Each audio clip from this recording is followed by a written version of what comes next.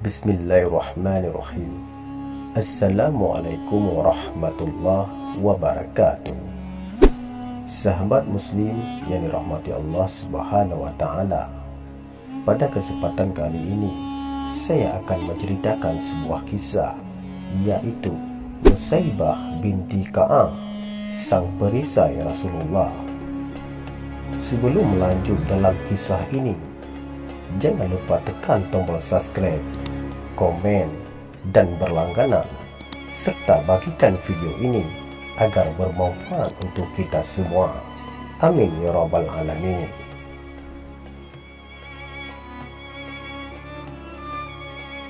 Sahabat muslim yang dirahmati Allah Subhanahu wa taala, wanita yang kematiannya disambut para malaikat, yaitu Nusaybah binti Ka'ab.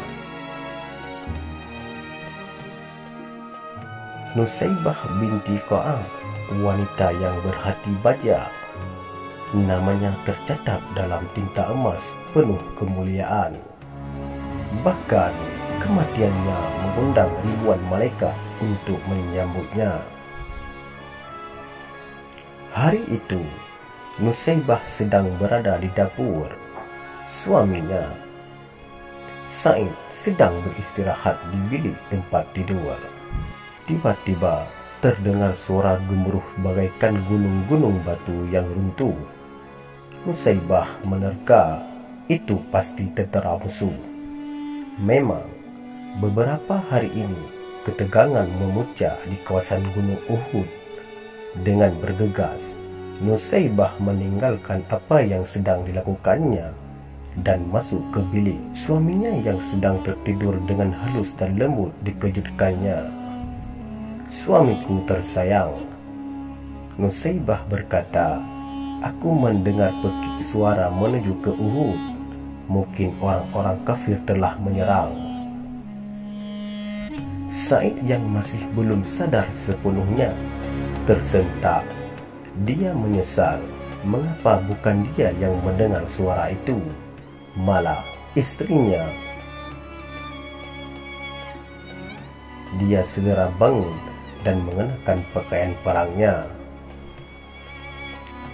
Sewaktu dia menyiapkan kuda, Nusaybah menghampiri. Dia menyodorkan 9 pedang kepada Sa'id.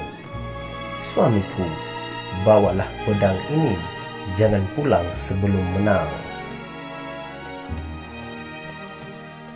Sa'id memandang wajah istrinya. Setelah mendengar perkataannya itu, tak pernah ada keraguan padanya untuk pergi ke medan perang. Dengan sigap dinaikinya kuda itu. Lalu terdengarlah derap suara langkah kuda menuju ke utara. Sa'id langsung terjun ke tengah medan pertempuran yang sedang berkecamuk. Di suatu sudut yang lain, Rasulullah melihatnya dan tersenyum kepadanya. Senyum yang tulus itu semakin mengobarkan keberanian Sa'id. Di rumah, Nusaybah duduk dengan gelisah. Kedua anaknya, Ammar yang baru berusia 15 tahun dan Sa'ad yang 2 tahun lebih muda, memperhatikan ibunya dengan pandangan cemas. Ketika itulah tiba-tiba muncul seorang penunggang kuda yang nampaknya sangat gugup. "Ibu, salam dari Rasulullah," berkata si penunggang kuda. Suami ibu Sa'id baru saja gugur di medan perang. Beliau syahid. Nusaybah tertunduk sebentar. "Inna lillahi," gumamnya. "Suamiku telah menang perang. Terima kasih ya Allah." Setelah pemberi kabar itu meninggalkan tempat, Nusaybah memanggil Ammar. Ia tersenyum kepadanya di tengah tangis yang tertahan. "Ammar, kau lihat ibu menangis. Ini bukan air mata sedih mendengar ayahmu telah syahid.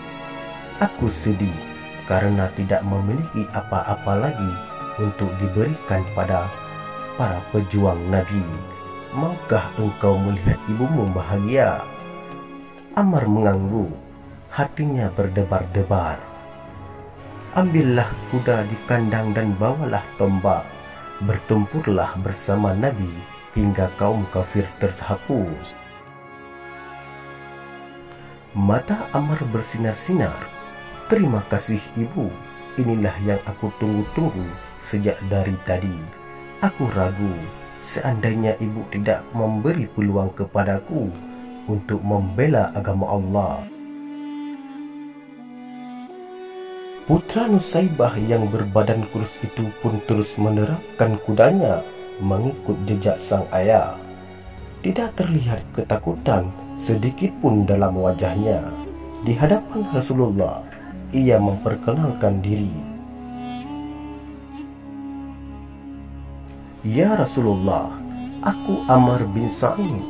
Aku datang untuk menggantikan ayahku yang telah gugur. Rasul dengan terharu memeluk anak muda itu.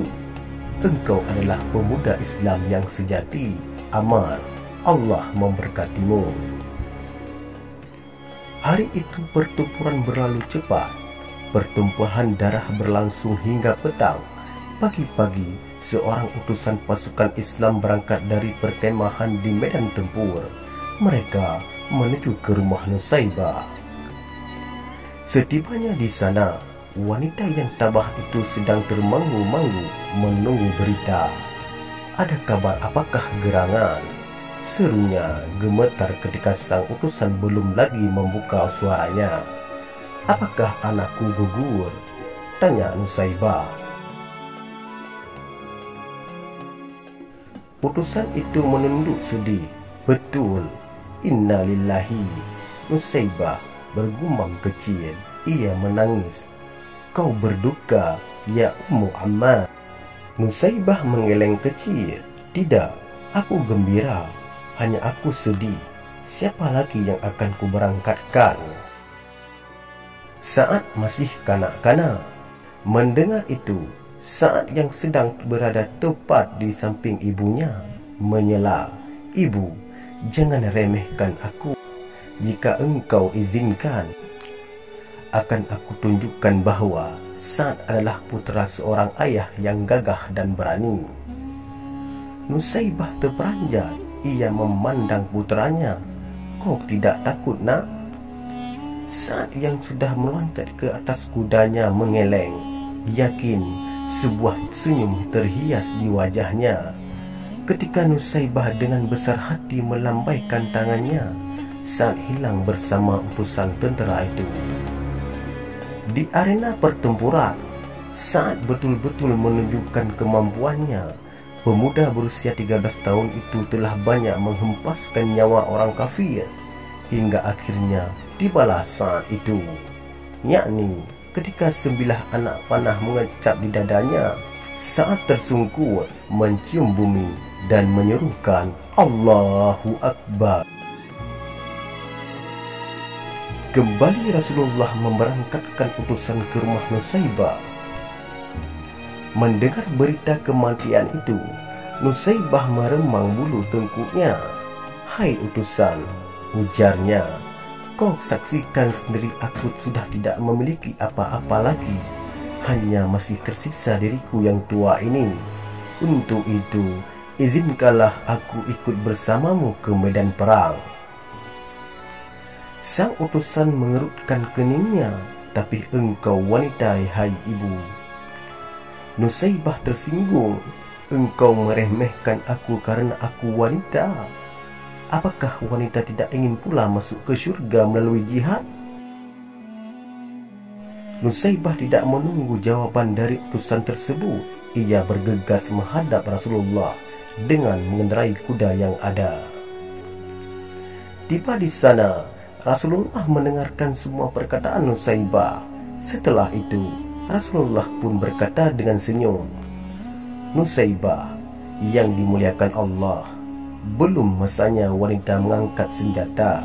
Untuk sementara, engkau kumpulkan saja obat-obatan dan rawatlah tentera yang luka-luka. Pahalanya sama dengan yang bertempur. Mendengar penjelasan Nabi demikian, Nusaybah pun segera menenteng obat-obatan dan berangkatlah ke tengah pasukan yang sedang bertempur. Dirawatnya mereka yang mengalami luka-luka dengan yang cermat. Dirawatnya mereka yang mengalami luka-luka dengan cermat pada suatu saat ketika ia sedang menunduk dan memberi minum seorang prajurit muda yang luka-luka. Tiba-tiba kerudungnya terkena percikan darah. Nusaybah lalu memandang, ternyata kepala seorang tentera Islam tergolek, tewas terbabat oleh senjata orang kafir. Timbullah kemarahan Nusaybah menyaksikan kekejaman ini.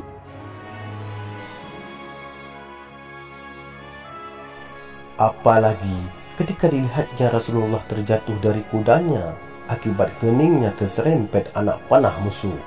Nusaybah tidak dapat menahan diri lagi menyaksikan hal itu. Ia bangkit dengan gagah berani.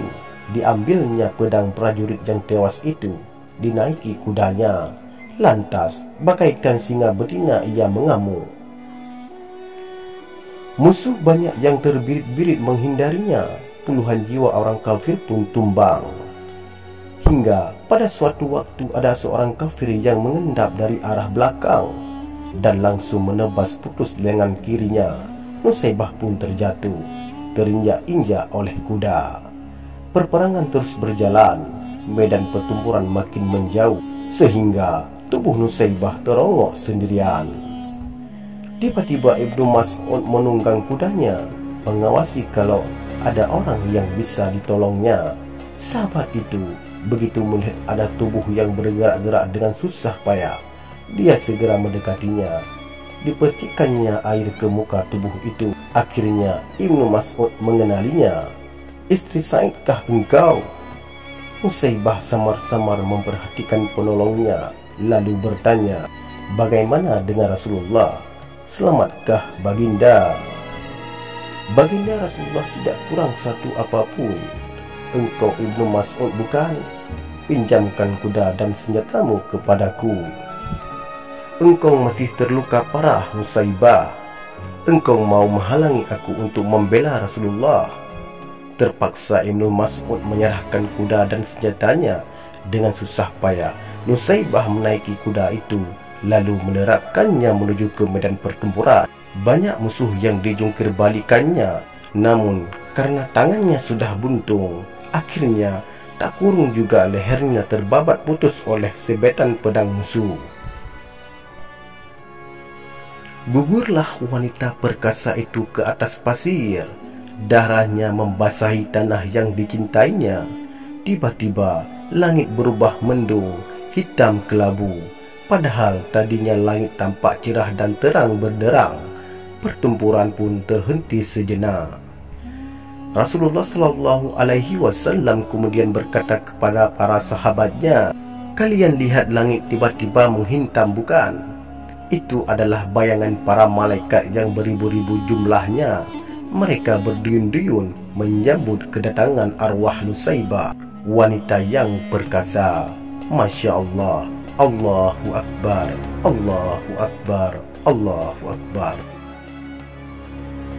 Tanpa pejuang sejati seperti dia, mustahil agama Islam bisa sampai dengan damai kepada kita yang hidup di zaman sekarang.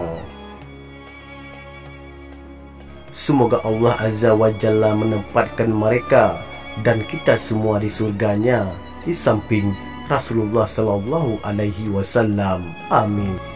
Semoga bermanfaat apa yang kita renungkan. Sampai di sini saja saya akhiri. Wassalamualaikum warahmatullahi wabarakatuh.